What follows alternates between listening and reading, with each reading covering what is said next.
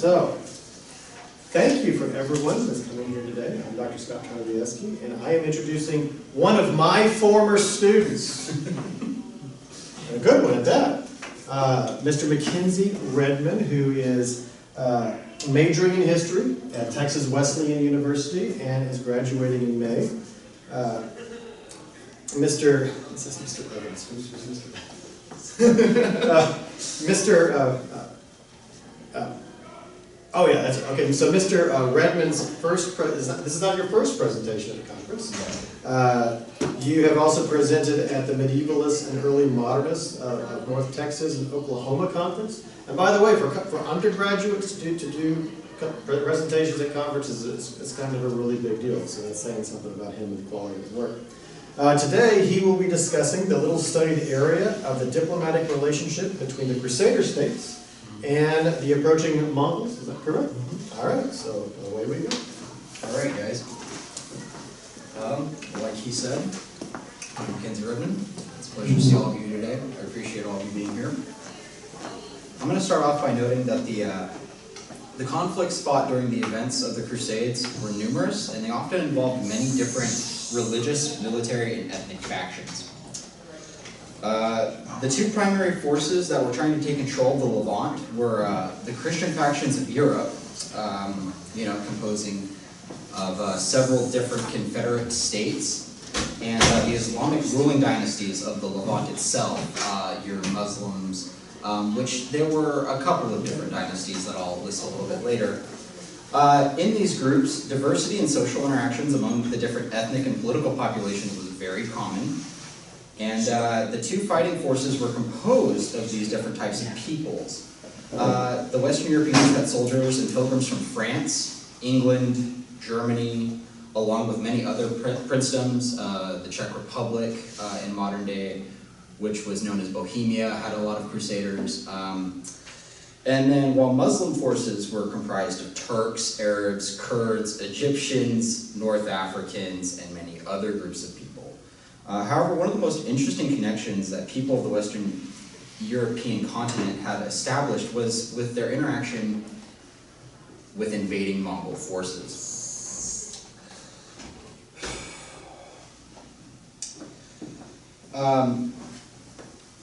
They had established this interaction with the Mongol forces as they came over from Central Asia. This was in the early 13th century. The Mongolian Empire had arrived into both Eastern Europe and the Levant. As they had arrived, the Mongol Empire immediately began conquering and taking territory for themselves, commanding kind of a presence that both Western Europe and the Crusader states themselves had to respond to. It was during the time of conquest in 1240 CE that the Mongolian Empire had come into contact with the Catholic papacy, the central religious authority within Western Europe at the time. This was the beginning of Western European and Mongol communications, and it was the beginning of diplomacy between both groups. Both parties were initially hostile towards one another, as Western Europeans viewed Mongols as a military force to be reckoned with, while Mongols typically viewed all opposing groups as inferior, and they were incredibly expansionist. This was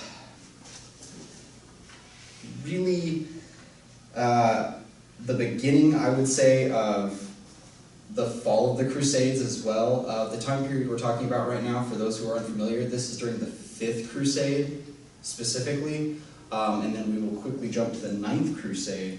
But I do want to note that the Christian papacy and the Mongolian Empire quickly discovered that they had quite a bit actually in common politically, and they began communicating very frequently. Both groups had common elements, which include a shared religious belief, and both of them actually had Christian sects that they believed in heavily. They had also a shared aggression towards Muslims, and both Europeans and Mongols decided that they needed some kind of temporary support from one another in order to successfully fight any enemy that they encountered, specifically referencing the Muslims. Their whole goal was to maintain stability between one another, but there was no strong alliance that was ever formed between the two parties, even though both factions actually attempted to create alliances several times for over 6 decades, and communicate with one another for over a century. The communication between Western Europeans and the Mongol Empire during the 13th century did create a number of impressions in the Western world and within the Levant itself. The two most notable impressions were completely different. The first impression is that the Mongols were viewed as violent conquerors bent on destroying anything within their path. And the other impression is that they were a strong military force that could have a great amount of use against any kind of Muslim. However, any attempt to create an alliance between the Mongol Empire and Western Europeans was either short-lived, or it was basically comprised that one group did not want to help another at the time of conflict. Oftentimes, when the two groups did try to communicate, it usually led to Christians trying to convert the Mongols into their own religious beliefs, and the Mongols would respond by asking the Pope himself and many European states to turn into subjugate states and submit to Mongol authority. The two groups took very different approaches towards one another, and both of them did influence one another. The Europeans changed their stance on the Mongols many times and actually adopted many Mongol practices, such as art and certain types of writing. We can actually see that. In modern Latin writing, we can see some changes from Old English writing styles and Old German writing styles. The Mongols and the Mongol Empire and all of their formations behind them in time actually became more diplomatic overall after communicating with the Pope for over a century. And their communication with Western Europe was even at some times friendly. The influence that was shared between both groups eventually led to the Mongols and the European Crusader states to start interacting with one another in a full sense of trading, diplomacy, military interaction, specifically only when it came to conflict with Muslim forces that dominated the Levant. During this relationship between the Mongols and Christians, both sides were influenced by one another in cultural and political ways, but each had a set of negative and positive outcomes. The political and cultural influence often led Western Europeans to remain neutral towards both the Mongol Empire and Islamic forces at times. This would eventually become a major reason for the power shift that would dismantle the Crusader states and Western European influence in the Levant. The failed diplomatic relationship between Europeans and the Mongol Empire was an important factor in determining the eventual fall of the Crusader states by Muslims during the Ninth Crusade. To give some context, before Western Europe had encountered the Mongol Empire, many Crusaders and pilgrims had believed that a great force from the east would come and join them in their fight against Muslims.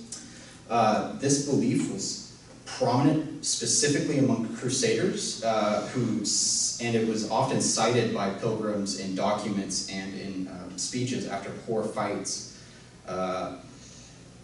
This popular claim was that a great Christian king from India named Prester John would come to the aid of Christians and assist them in fighting against Muslim forces with the intent of completely annihilating them. This belief had such a strong influence on Crusaders that when the Mongolian Empire had arrived from the region of eastern Persia in later 1219 CE, many people believed it was actually the legendary King Prester John or his son David attempting to come and assist them in defending the Crusader states and wiping out all of Islam.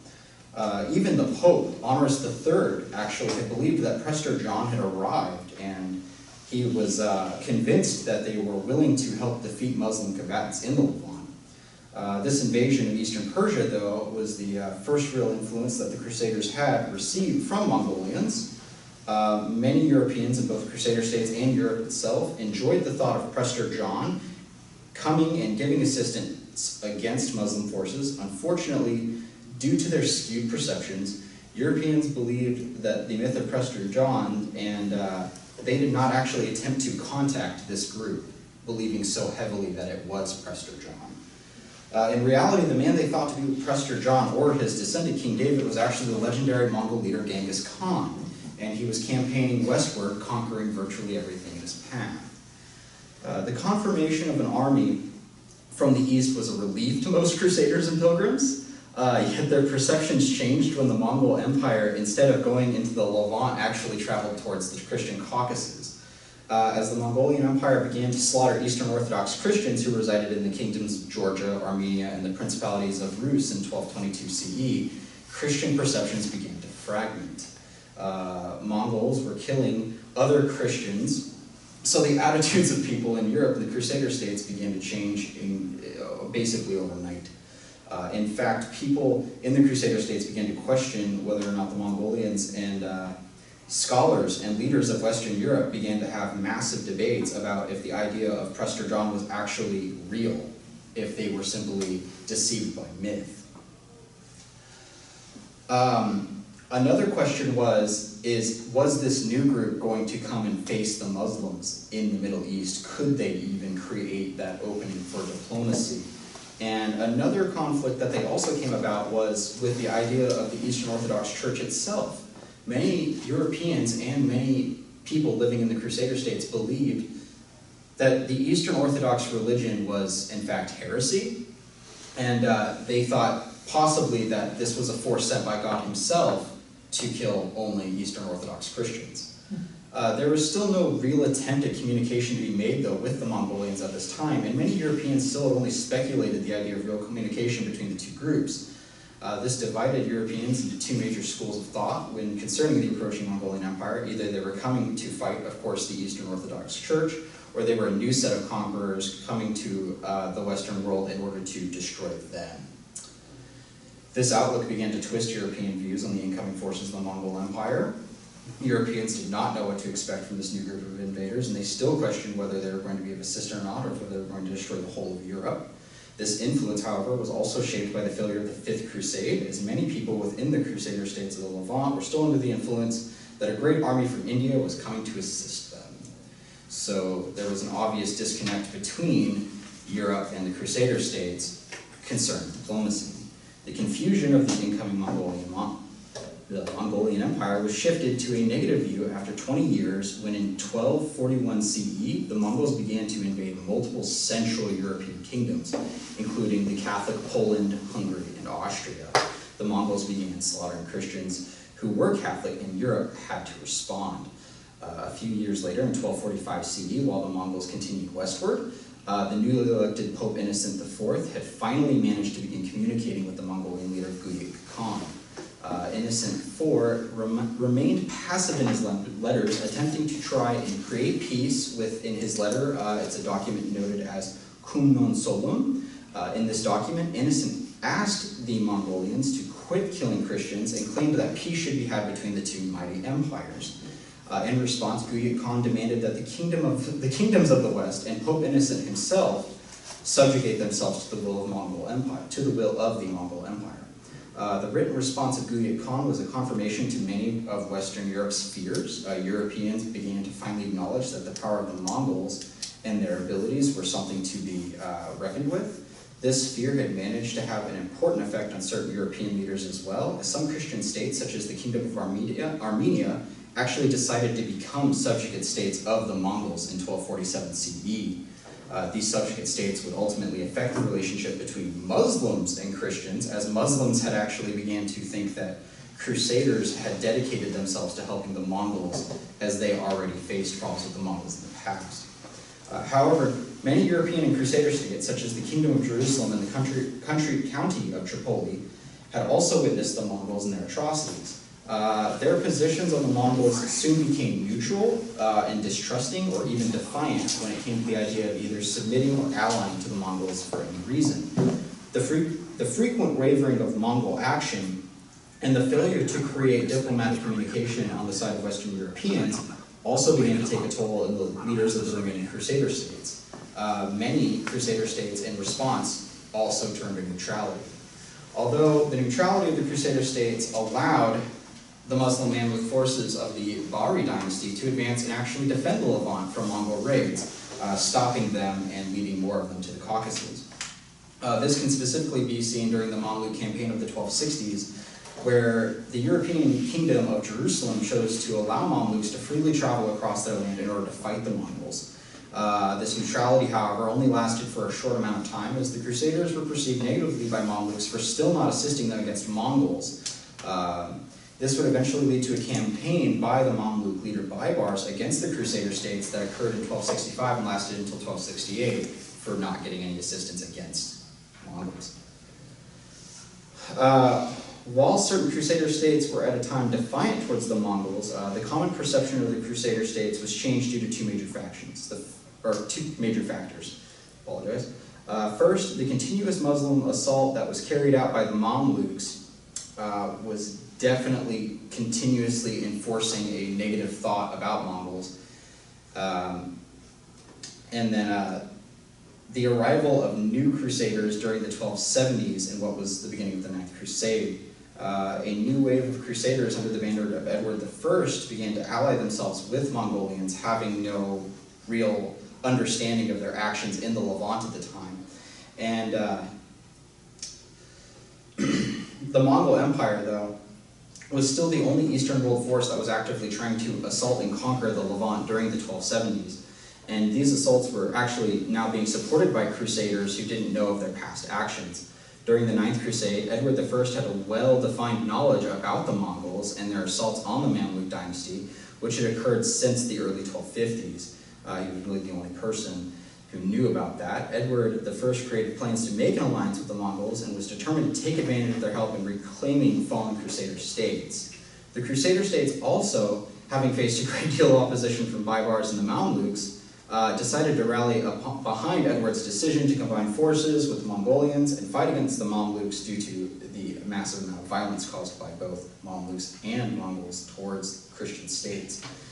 This was the most defined point for an alliance between the Mongolians and the Western Europeans. However, failure in communication and military coordination between the two groups was still common among both parties. The Western Europeans and Mongols took over 50 years for anything resembling an alliance to form between the two groups. However, the alliance between Mongols and Europeans had both been rejected frequently by both sides out of fear and spite, so even though they were communicating frequently, they would never truly ally themselves with one another. This had a major effect on the Ninth Crusade.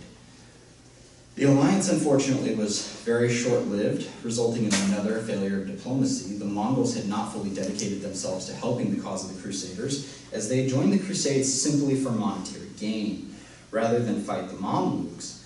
The Mongols successfully raided the city of Aleppo and surrounding lands. Once they had enough loot from their raids, they abandoned the Ninth Crusade on November 12, 1271 CE. When the Mongols had retreated, the Crusaders were faced with an overwhelming amount of problems. Edward's army was too small to combat the Mamelukes, and through the continuous diplomatic communication on both sides of the Mongols and Western Europeans, the Crusaders were actually beginning to be seen as allies of the Mongols by Muslims, which kind of destroyed their image with Muslims. This eventually led to Edward himself having to create a truce with the Mamelukes, and this truce, while it did last for some time, was difficult to maintain for both Mamelukes and Crusader states, as the Mamelukes demanded tribute and retribution for the earlier actions of Crusaders in the former 8 Crusades. Their alliance with the Mongolians also helped to solidify a retribution against the Crusader states by Muslims. Eventually, in the year 1291 CE, the last Crusader state fell to the Mameluke dynasty in their efforts to rid themselves of the Crusaders due to a number of different factors, including overtaxation and general punishment and reparations.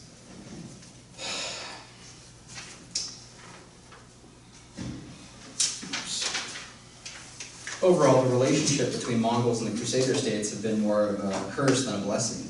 It caused many problems with the Crusaders and their interactions with both Muslim Mamelukes and within the Mongolians themselves. The Crusaders ultimately caused their own destruction by trying to create such an alliance with the Mongolians, a group that was too sporadic and hostile towards every culture it encountered, and the Mameluke Muslim response was appropriate when it came to severely punishing the Crusaders for trying to create such an alliance. And the Mamelukes took it upon themselves to destroy the Crusader states permanently in 1291. This failed alliance would ultimately help shape the end of the Crusading era in the Levant permanently. All right, thank you.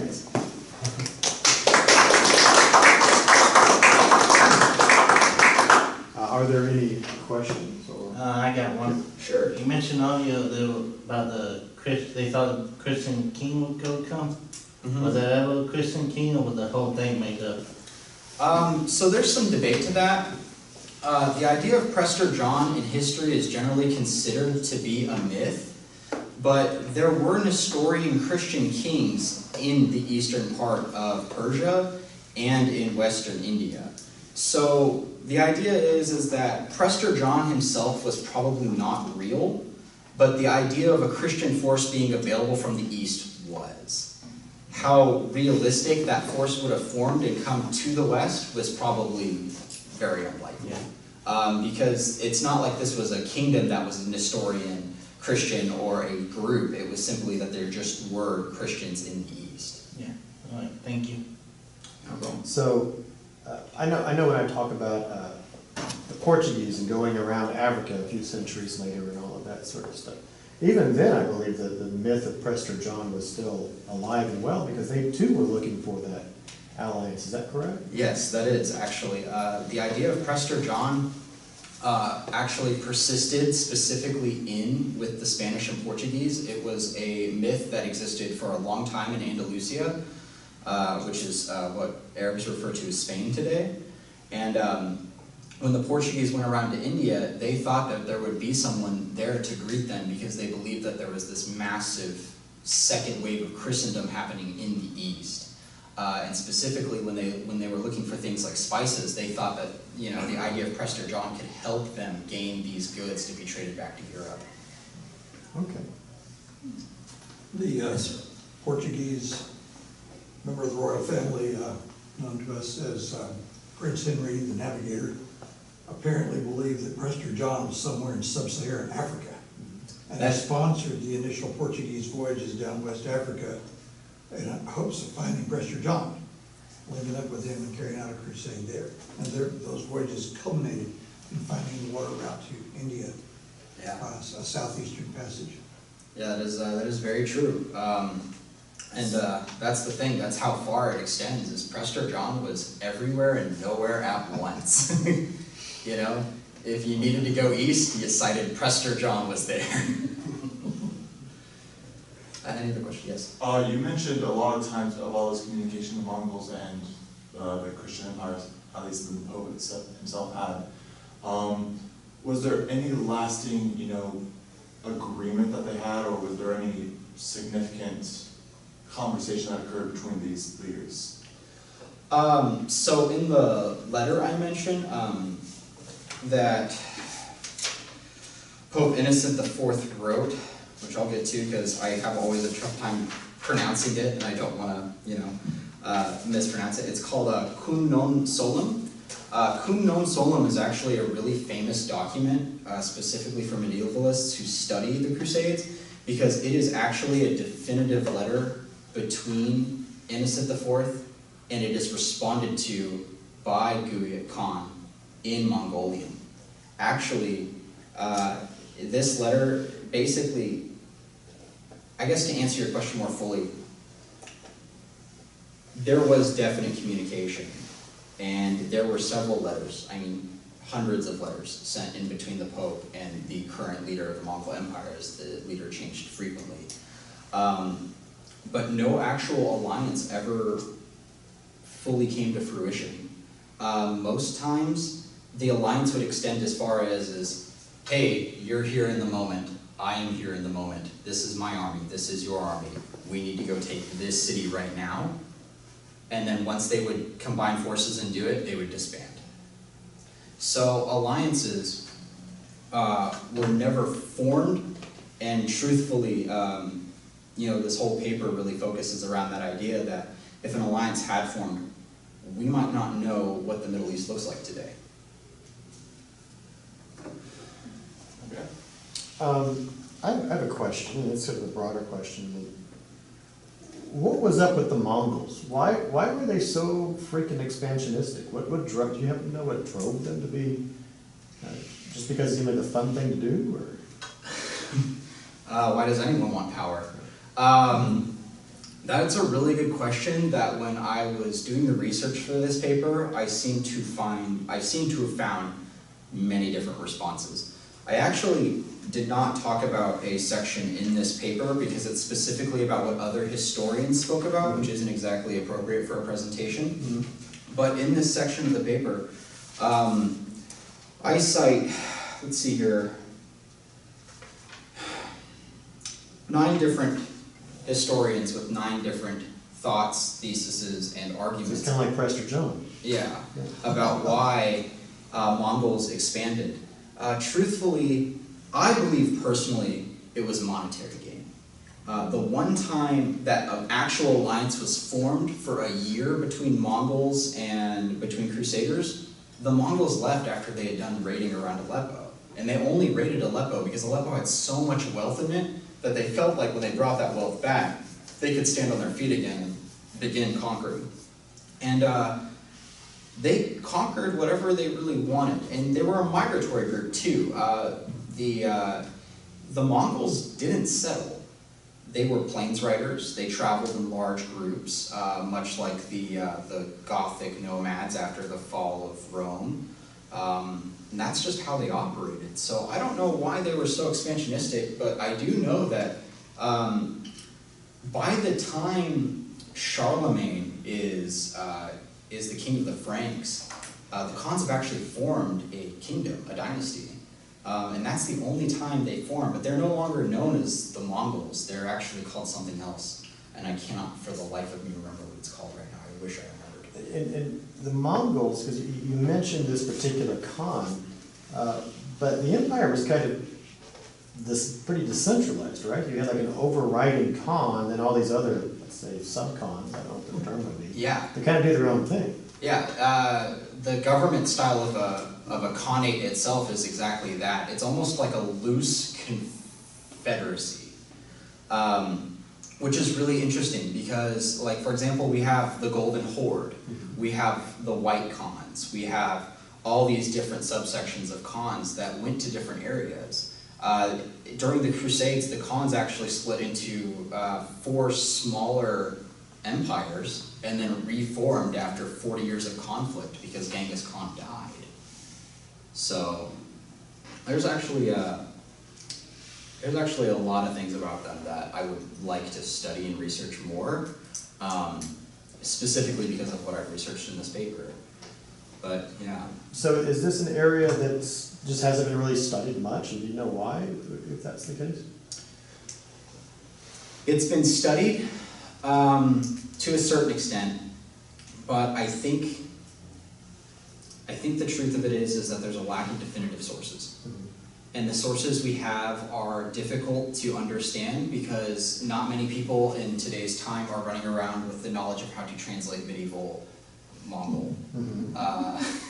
So Really? I didn't. I mean, yeah. And that's not in Google Translate? Yeah, not in Google Translate. Get that fixed. Yeah, and it's even becoming harder for us to understand, the sources of Church Latin versus Classical Latin. I mean, yeah, we have people who can do it, but I mean, it's medievalism right now is much like classicism. It's kind of the next, not dying field, but the next field which will be kind of swept under the rug for early modern to be the new big thing. And actually, early modern could be argued to be the largest field of study on the overwide idea or study of history itself.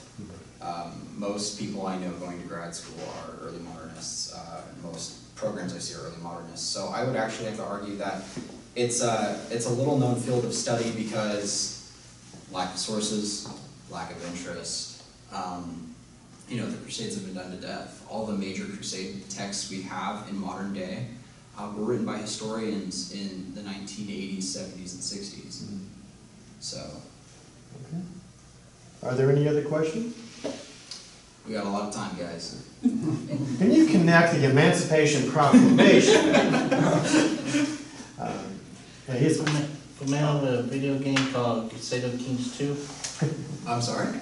A video game called Crusader Kings 2. Yes. I've seen people gain interest because of that, surprisingly enough, for video game. I have seen their interests. You know, the medium of video games is really interesting because it does kind of reintroduce history to continuously younger generations. And as an early educator of history, I think it does a great job because I know a lot of people who I go to school with at Texas Wesleyan claim that one of the biggest reasons why they chose history as a field of study was because they got introduced to history by a video game. You know, museums have a certain feel to adults that video games have a certain feel to children, or to adolescents even. So yeah, I actually think that comment's really sharp because I think games like Crusaders can... I got about 300 hours in it. Yeah. So, You, sir, you had another question? Yes, I did. So you mentioned kind of briefly the kingdoms of Bohemia, Poland, Lithuania, during the time when the Mongols began to push over.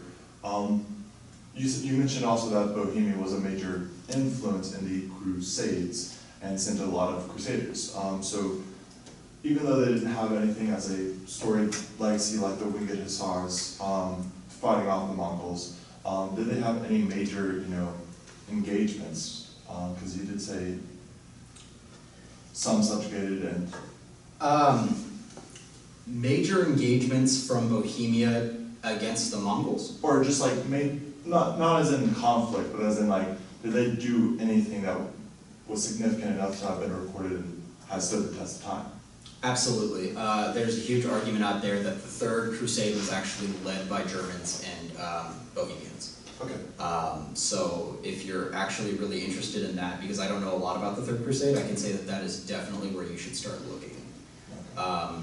Because the First Crusade is definitely a crusade of Normans and Englishmen.